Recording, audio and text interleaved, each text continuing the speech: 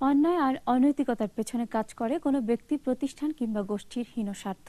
আর এই স্বার্থের কারণে মানুষ যখন মানবতা এবং বিবেকের বিরুদ্ধে দাঁড়ায়, তখনই ঘটে অপরাধ। অদৃশ্য ছায়ার প্রভাবে চাপা পড়ে যাওয়া অপরাধ আর অসহায় মানুষদের সন্ধানে দেশজুড়ে অপরাধ পরিক্রমা দল ছুটে চলে দেশের এক প্রান্ত থেকে অন্য প্রান্তে। আপনাদের সামনে তুলে ধরে অপরাধের সেই সব অজানা ঘটনা। আইনের সুশাসন প্রতিষ্ঠান, ন্যায় বিচার প্রাপ্তির লক্ষ্যে আমাদের প্রচেষ্টা এবং প্রতিশ্রুতির অংশ হিসেবেই জনগণের জন্য নিবেদিত আমাদের এই অনুষ্ঠান দেশ জুড়ে অপরাধ পরিক্রমা। দর্শক, মাসুম আলিসা আমন্ত্রণ জানাচ্ছি ২১ টেলিভিশনের সাপ্তাহিক এই আয়োজনে। ধর্ম একটি স্পর্শকাতর বিষয়। নিজ নিজ ধর্মের প্রতিটি মানুষের রয়েছে অগাধ বিশ্বাস, বিশেষ অনুভূতি।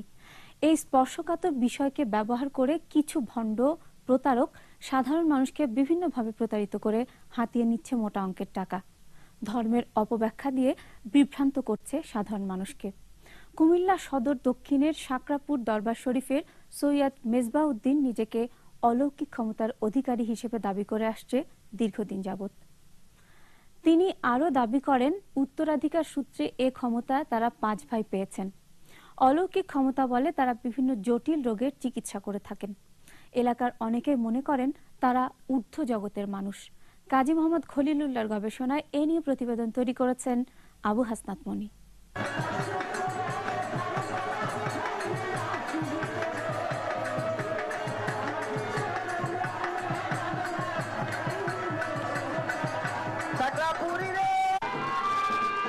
আলোকসজ্জা আর বাজনা শুনে মনে হতে পারে কোনো বিয়ে বাড়ি, কিন্তু এটা হচ্ছে কুমিল্লা সদর দক্ষিণের সাকরাপুরি দরবার শরীফ। আর এটি হচ্ছে বার্ষিক উরুসের অনুষ্ঠান। এখানে একসাথে ৪ জন পীর ৪টা আসনে বসে ভক্তদের মনের আশা পূরণ করে থাকেন। তারা ৪ জনই আপন ভাই।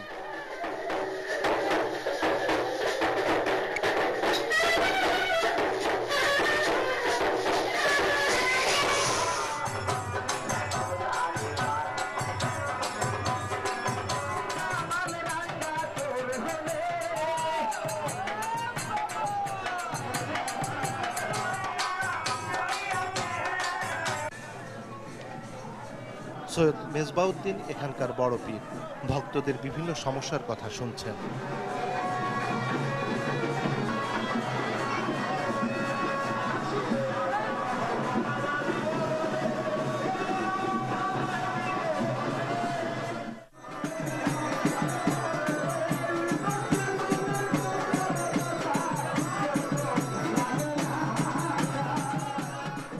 বিভিন্ন জায়গায় ভক্তরা বাজনার তালে মন প্রাণ উজাড় করে নেচে যাচ্ছেন।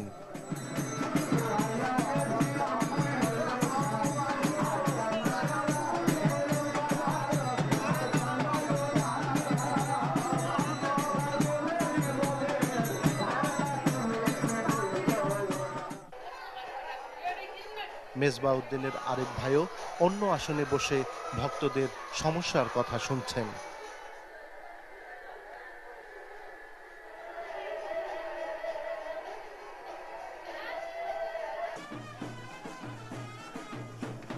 ভক্তদের কাছ থেকে টাকা নিতে মোটেই ভুল হয় না মেজবাউদ্দিনের। তাকে ভক্তরা সেজদা করলে তিনি অনেক খুশি হন।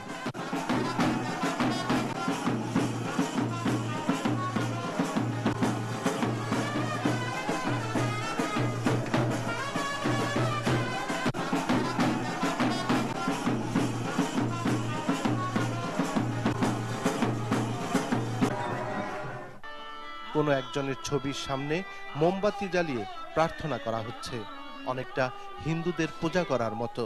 সাথে আবার গানও গাওয়া হচ্ছে।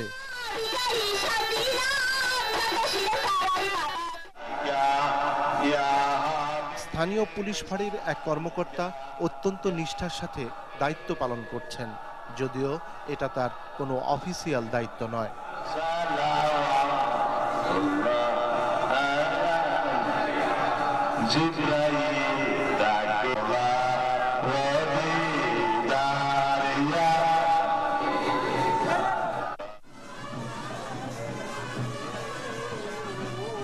মেজবাউদ্দিনের আরেক ভাই নিজ আসনের দিকে যাচ্ছেন, সাথে ভক্তদের আনন্দ উল্লাস।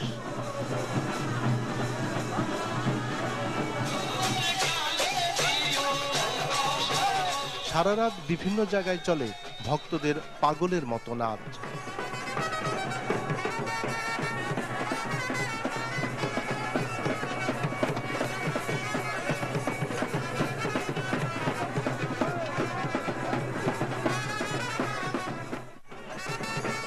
দুই ভাই একসাথে বসেছেন, তাই ভক্তদের আনন্দের সীমা নাই। মেজবাউদ্দিন এক ভক্তের বুকে লাথি দিয়ে চিকিৎসা করছেন।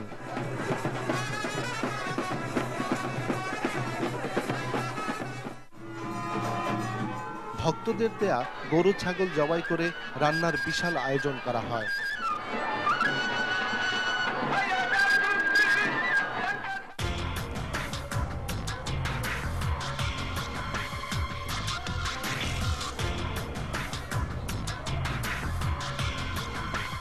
মহিলা ভক্তদের পদ্ধতি সম্পূর্ণ ভিন্ন।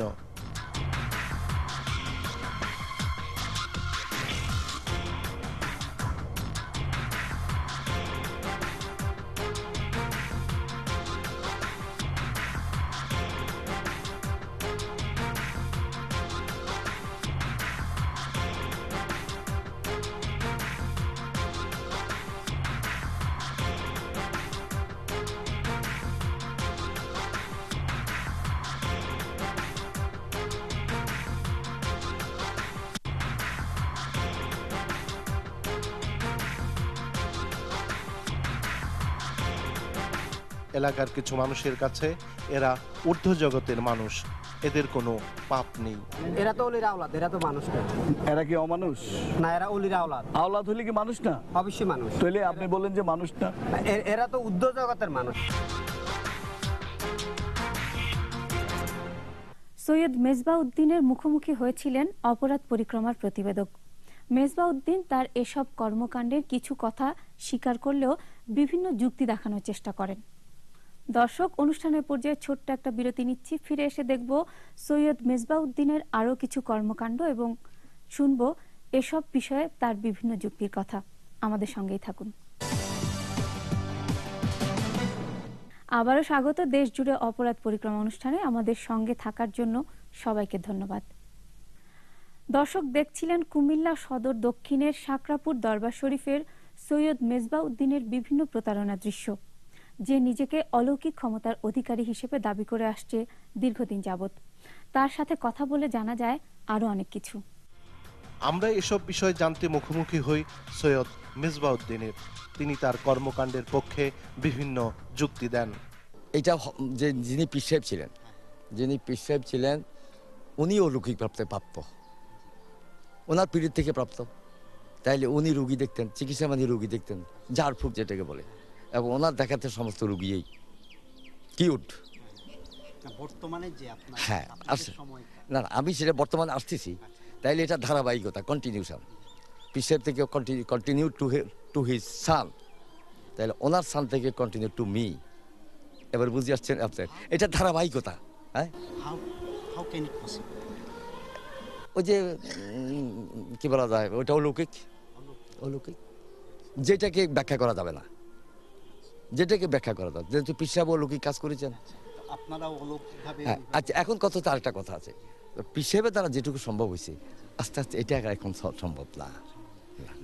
লাথি দিয়ে চিকিৎসা পদ্ধতি সম্পর্কে মেজবাউদ্দিন বলেন, এটা আমাদের এখানে দেখছেন না অন্য কোথাও দেখছেন? এখানে না, সেটাকে আপনি বুকে লাথি দেওয়া বলবেন না, এটাকে বুকে পায়ের ছোঁয়া, touch of feet on his chest, understand? তাইলে আপনাকে বুকের ছোঁয়া লাথি দেওয়াকে এক জিনিস হলো, তাহলে বুকের ছোঁয়া, তাইলে আমি আপনাকে হাত দিয়ে ছোঁয়া দিলাম, এইটাই this type only this type, understand? Right. Hand and feet, touching of hand and touching of feet, understand? আর এগুলো কি রকম রোগ জানেন? পেশেন্ট, হ্যাঁ, এটা এই পেশেন্টগুলো হলো ধরেন যেমন আপনার প্যারালাইসিস, কেমন আপনার অবশ হয়ে গেল, এখন চলে গেল, হাঁটতে পারে না, চলতে পারে না, দাঁড়াইতে পারে না, এই ধরনের পেশেন্টই বেশি। প্রায় হয়ে যায়, প্রায় দেখলাম যে এরপরে হাঁটা উঠা করছে। হ্যাঁ, একদম নর্মাল মানুষের মতো হয়ে যাচ্ছে। শুধুই আপনার ওই যে পায়ের ছোঁয়া করে। পায়ের ছোঁয়া হোক, এখানে পানি আছে। দুই একটা রুগী আমার হাতে পড়েছিল, তো ফুললি কিউড হয় নাই, তবে একটু একটু সময় দিছে আর কি। ডাক্তারের টাইম থেকে টাইমটা বেশি দিছে। রাইট। ডাক্তার যে টাইমটা দিয়েছে, পিরিয়ড দিয়েছে, ডাক্তার একটা পিরিয়ড দিয়েছে, তোমার আর পিরিয়ড হচ্ছে 6 মাস হয়তো, বুঝলেন? সেই রোগী হয়তো 2 বছর ছিল।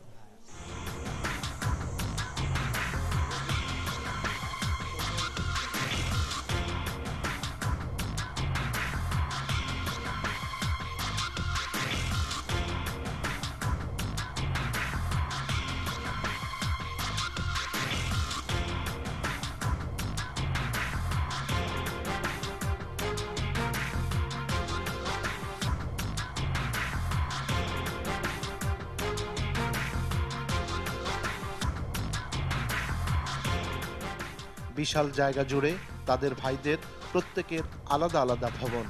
তাদের প্রকাশিত লিফলেটে দেখা যায় মেজবাউদ্দিন বেশ শিক্ষিত। যে আমরা সবাই লেখাপড়া করেছি, আর যেমন আমি তো সার্ভিস হোল্ডার ছিলাম, আমি চাকরি করতাম, আমি সমাজ কল্যাণ অফিসার ছিলাম। 4 ভাই আছে ঢাকা, আর আমরা 2 ভাই কুমিল্লা, আমি এবং আমার ছোট ভাই কুমিল্লায়, আমিও কুমিল্লা থাকি, কুমিল্লা শহরে। তিনি অবশ্য কথায় কথায় ইংরেজি ভাষা ব্যবহার করেন। Touch of feet on his chest, understand? পিসের থেকে কন্টিনিউ টু হিজ সান, তাহলে ওনার সান থেকে কন্টিনিউ টু মি। এলাকাবাসীর অনেকে আবার তাদের এইসব কর্মকাণ্ডের তীব্র সমালোচনা করেন। কেউ আবার ভয়ে কিছু বলতে রাজি হননি। আমি একজনে কি করি, এখানে কি মার খেবো, আর আমার এই শক্তি হইতে না তাদেরকে বাধা দেওয়ার। তবে ওই তারা মানে একটুকু সামাজিক মহিলা পুরুষ দুইটাই মনে করেন আসা যাওয়া করে, ওই তাদেরটা তারা মাইনে যায় এটুকু ডিগ্রি। এর মধ্যে মনে করেন আমি বলছি না, একটু না একটু 19-20 হয়। আমরা জানি না, যারা আসছে তারা বলতে পারে। রাজাপুরি, শাকরাপুরি, কালিয়াপুরি যেসব পুর আছে ওনারাই বলতে পারবো পুরের ভিতরে কি আছে না আছে।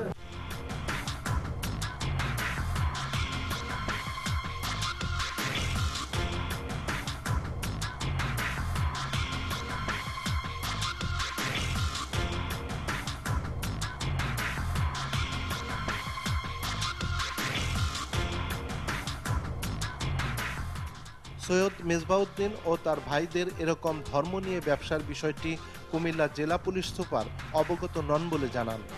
তবে তিনি এ ব্যাপারে কার্যকর পদক্ষেপ নেয়ার আশ্বাস দেন। কেউ অনৈতিক বা অবৈধ কাজ করতে পারবে না। ধর্মকে ব্যবহার করে সে যদি সাধারণ মানুষের ওই অনুভূতিটাকে ব্যবহার করে সে যদি অপকর্ম করে থাকে, তার বিরুদ্ধে আইনগত ব্যবস্থা অবশ্যই আমরা নেব। আপনাদের এখানে মহিলা থাকার একটা হোস্টেল আছে না, হোস্টেল নাই। না, হ্যাঁ, মহিলা থাকার জন্য ব্যবস্থা আছে। হ্যাঁ, মহিলা থাকার জন্য ব্যবস্থা আছে। যে ভাইটা মহিলা নিয়ে বসেন, সেখানে কি আপনি আসেন? নামটিটা ঠিক বুঝি নেই আর কি ব্যাপারটা আর কি। আর ওই আপনি যেটা বলছেন যে এখানে ওই যে যেমন মহিলাদের ব্যাপারে পুরুষের সঙ্গে একটা ডিফারেন্স আছে, এখানে আসছে আর ডিফারেন্সটা নাই। আমরা বুঝতে পারছি না, আর এখানে যখন আসবে তখন আর ভক্ত তো পুরুষও ভক্ত, মহিলারও ভক্ত, only man, only people, no difference. যে একটা হলো যে ডিফারেন্ট সেক্স, রাইট, জেন্ডার যেটা, এটার আর ডিফারেন্স। বর্তমান যুগে ধর্মের দোহাই দিয়ে এভাবে মানুষকে বোকা বানিয়ে সৈয়দ মেজবাউদ্দিন ও তার ভাইরা চালিয়ে যাচ্ছে রমরমা ব্যবসা। যারা ধর্ম নিয়ে ব্যবসা করে তাদের কঠিন শাস্তি হওয়া উচিত। ধর্মকে পুঁজি করে এ ধরনের প্রতারণা অবশ্যই একটি শাস্তিযোগ্য অপরাধ, কিন্তু স্থানীয় প্রশাসনের নীরবতায় প্রমাণ করে এই অপকর্মের সাথে তারাও জড়িত। মাসিক লেনদেনের মাধ্যমে প্রশাসন অর্থনৈতিকভাবে লাভবান হচ্ছে। দিনের পর দিন ধর্মের দোহাই দিয়ে প্রশাসনের সহায়তায় সাধারণ মানুষকে প্রতারিত করছে সৈয়দ মেজবাউদ্দিন ও তার তৈরি একটি চক্র। যত দ্রুত সম্ভব প্রশাসনের উচ্চ পর্যায় থেকে এর বিরুদ্ধে আইনি পদক্ষেপ নিতে হবে এবং সাধারণ মানুষকে ধর্মীয় প্রতারণা থেকে রক্ষা করতে হবে। দর্শক, আমরা চলে এসেছি অনুষ্ঠানের শেষ পর্যায়ে।